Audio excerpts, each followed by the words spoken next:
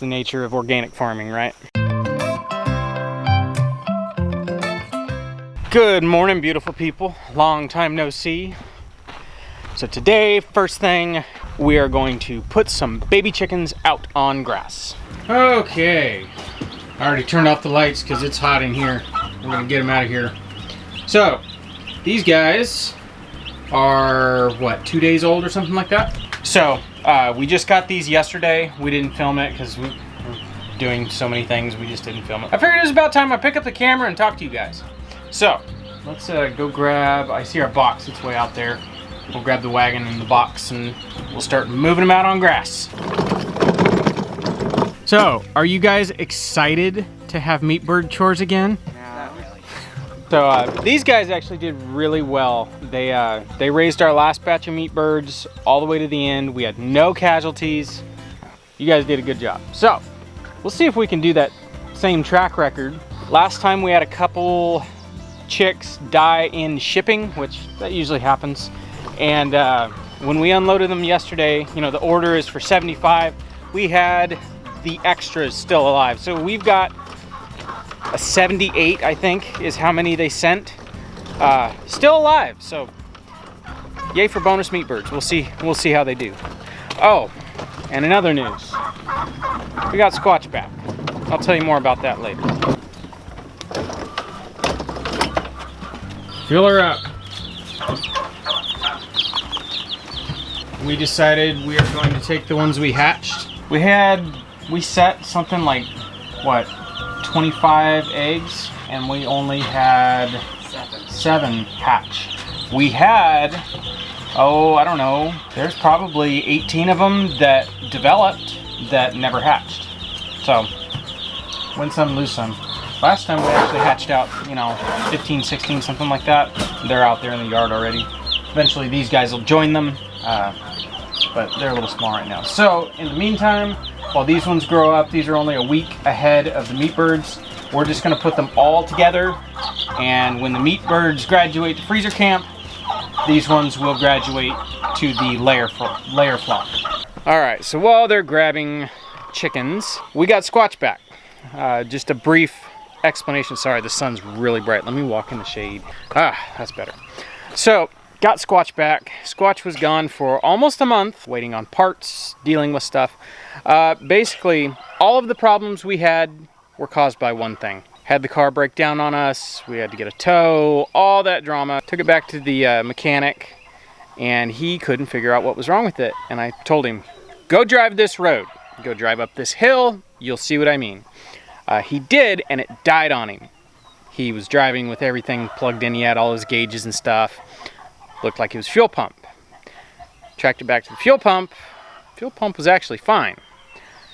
Got into the fuel tank, and the little sucker rod that's at the bottom of the tank that brings in the fuel had broken.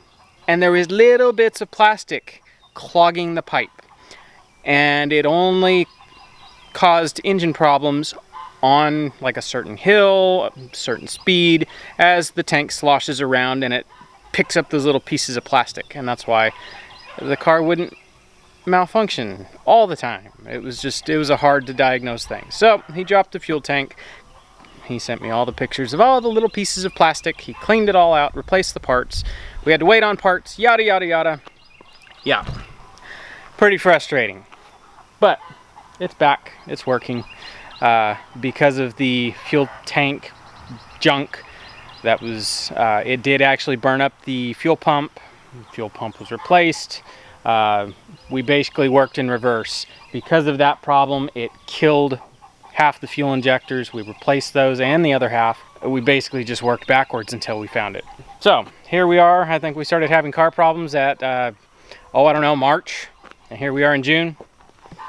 Yeah. I'm just glad that we have our car back and it's working. Look at that, they all fit.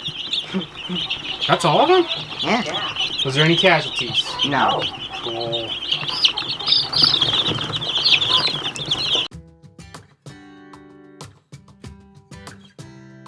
Why are they so far apart? Because this one will we'll put everybody in it and then we'll just advance like every other day or something. Cool. And then by the time we get there, we can start separating. Yeah, sounds good. They're so tiny. Try one.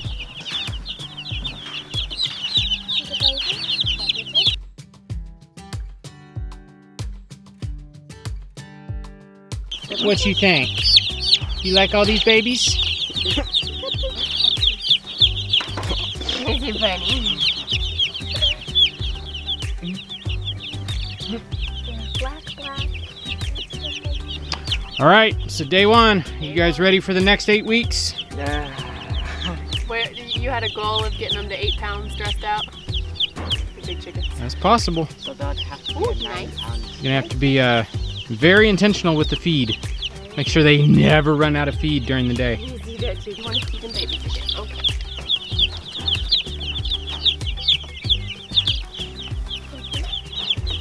So these chickens are doing great. We are very happy. These are the Cornish cross from Murray McMurray.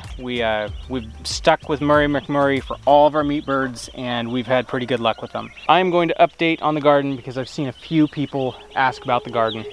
So let's walk around the garden.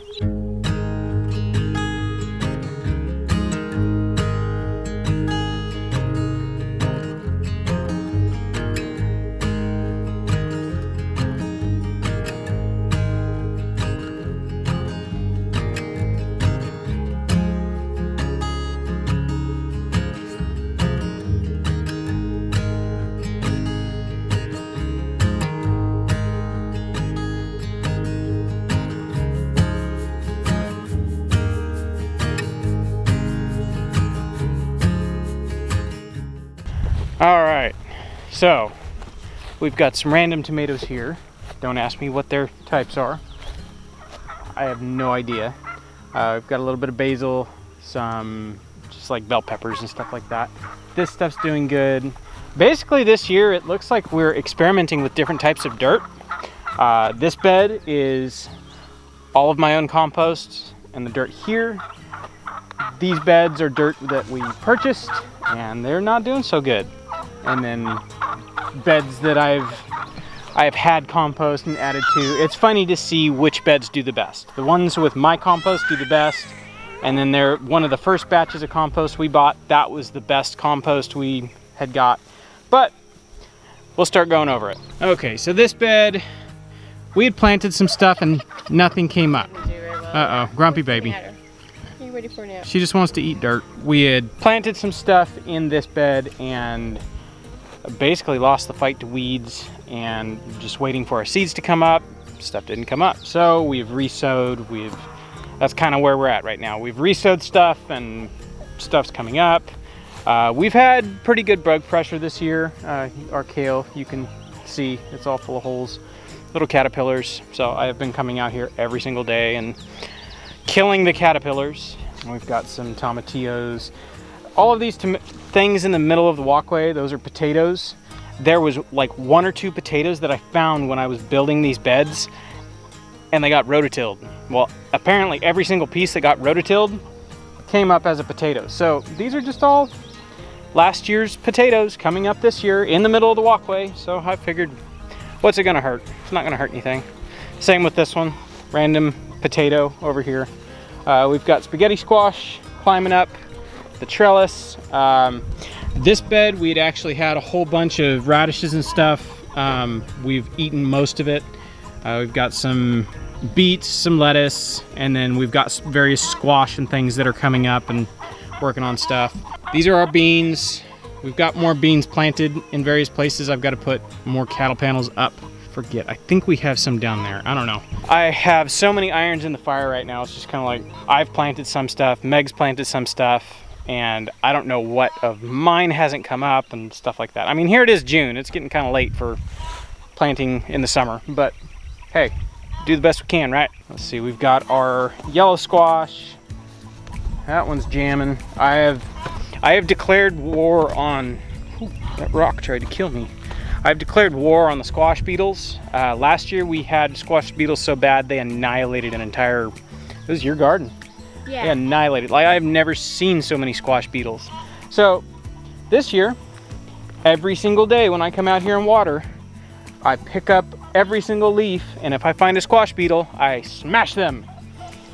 Peace. And so far, we're doing pretty good. This bed is not doing so hot. We've got a couple tomatoes and things that are doing okay. I don't know what the deal is.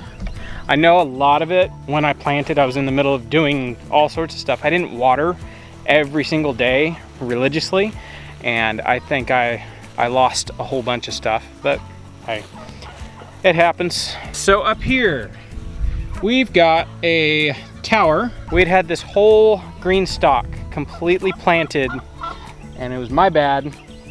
I didn't put like boards or something underneath it, and it fell over. And it was all sprouted, everything was coming up, it fell over and just dumped everything. Luckily, some of the stuff survived. Got some dill, this is like herbs and stuff like that, some cilantro, some basil.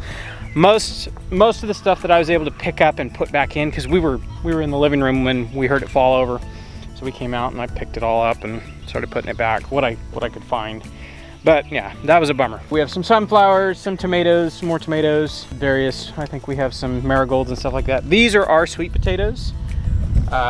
These are all ones that we have planted from slips that came off one sweet potato. They look like they are loving life.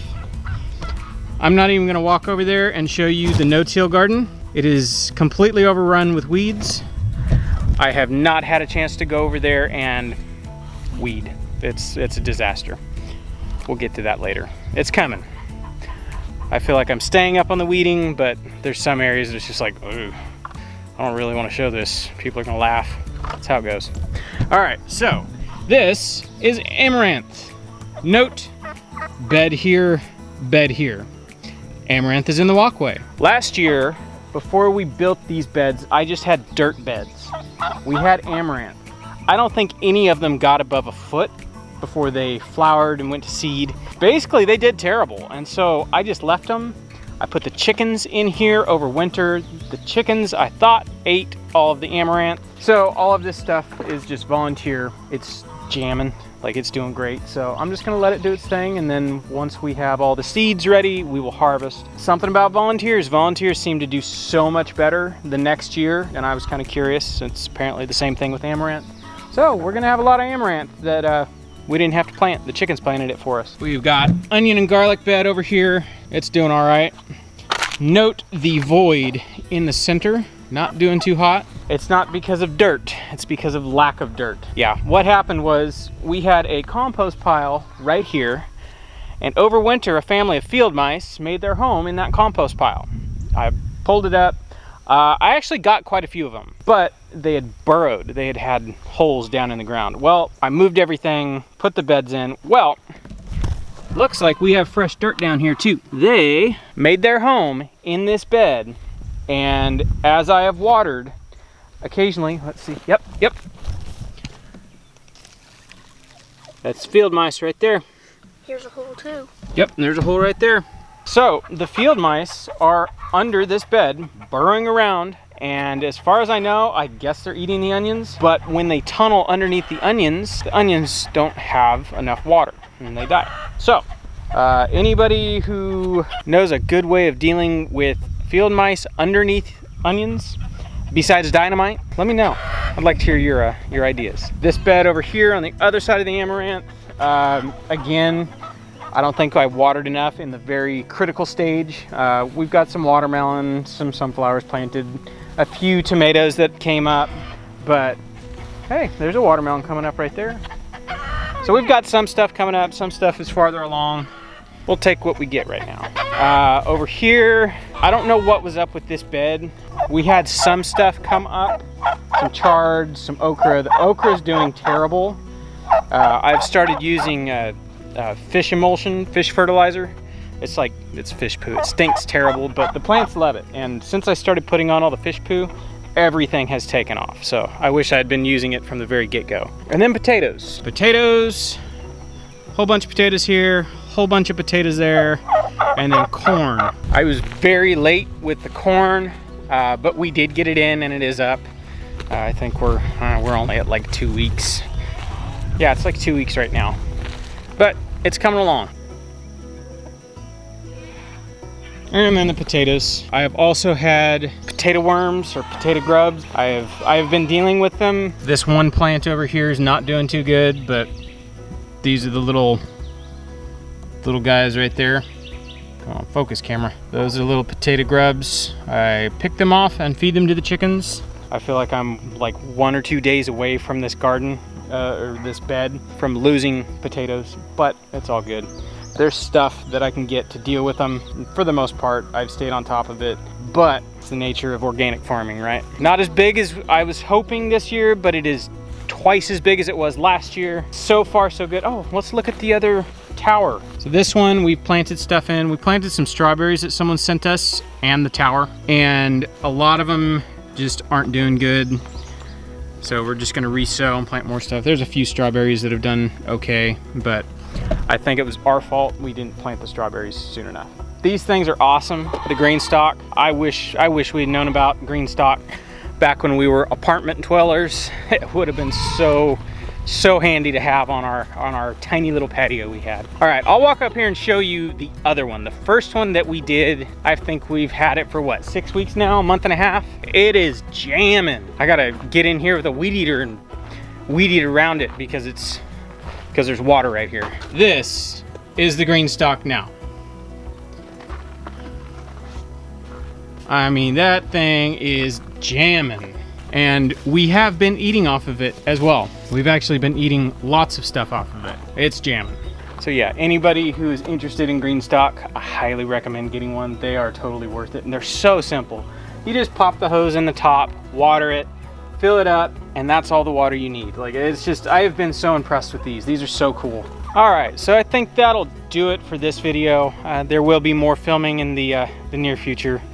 It's just, this is our busiest time of the year right now, apparently. We've got so many irons in the fire. Meg has been soaping like crazy. She's gonna have a launch pretty soon, so stay tuned. We'll let you guys know when all the soap's available. But I've been busy with everything else, everything outside, animals, maintaining the edges, keeping the jungle away. It's a busy time right now. And it's hot, and it's hard. It's hard getting out here after about, I don't know, 10 o'clock. And it's just like, ugh, it's so humid and hot, but it's all right. It's doable. So that's gonna do it for this video for today.